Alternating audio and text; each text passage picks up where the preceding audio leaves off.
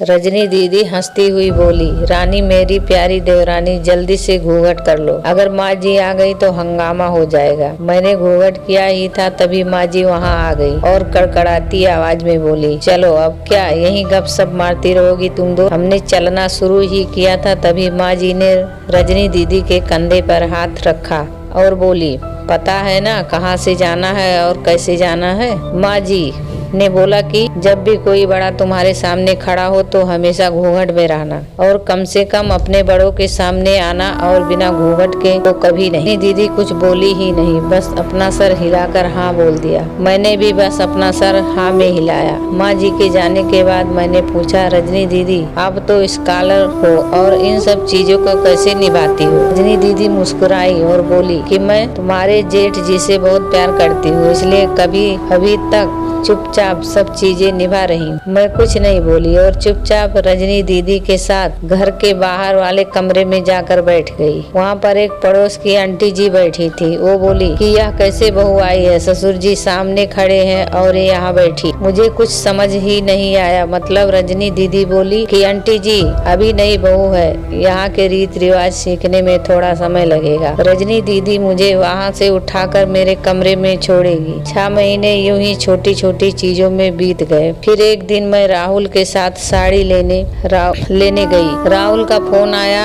और वो दुकान से बाहर बात करने चला गया। साड़ी की दुकान पर मैं बेधड़क होकर साड़ियाँ देख रही थी। तभी साथ में बैठे हुए अंकल जी खांसे, एक बार फिर 2 बार फिर 3 बार। मैंने साड़ी वाले भैया से बोला कि भैया इन अंकल जी को पानी दे दो, बहुत खांसी हो रही है इन्हें। अंकल जी भड़क उठे और बोले, क्या बदतमीज लड़की है ये, कुछ शर्म लिहाज है या नहीं।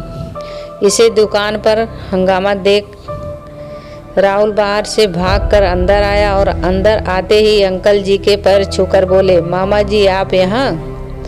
मैं घबरा करके दुकान से बाहर निकल आई, एक लंबा घूंघट करके गाड़ी में बैठ गई। राहुल बाहर आया और गाड़ी में बैठकर गाड़ी बहुत तेज चलाने लगा। मैंने धीमी आवाज में बोला, गाड़ी बहुत तेज चला रहे हो, कहीं एक्सीडेंट ना हो जाए।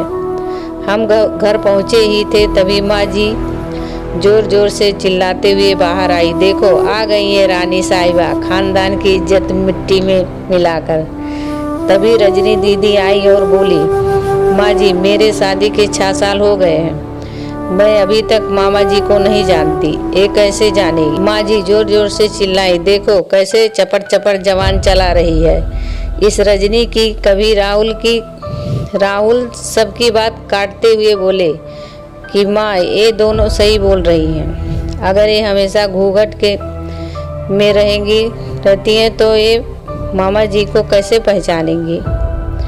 और माँ आज मामा जी के फोन पर तुमने पूरे घर की शांति को भंग कर दिया है। ये वो ही समाज है जिसने सीता मैया पर भी उंगली उठाई थी। पिताजी और जेठ जी ने भी अपना पक्ष राहुल के साथ ही रखा। माँ जी थोड़ी देर सोचने के बाद वापस रजनी दीदी और मेरे पास आई और बोली कि तुम दोनों को अपनी मर्यादा पता है। मुझे उम्मीद है कि तुम कभी भी मेरा सिर शर्म से नीचे नहीं झुकने दोगी। हम एक परिवार के सदस्य हैं, हमें हमेशा साथ रहना है, अच्छा वक्त हो या बुरा वक्त। हम सदस्य को अपनी मर्यादा पता है। माँ जी ने मुझे और रजनी दीदी को गले लगा लिया।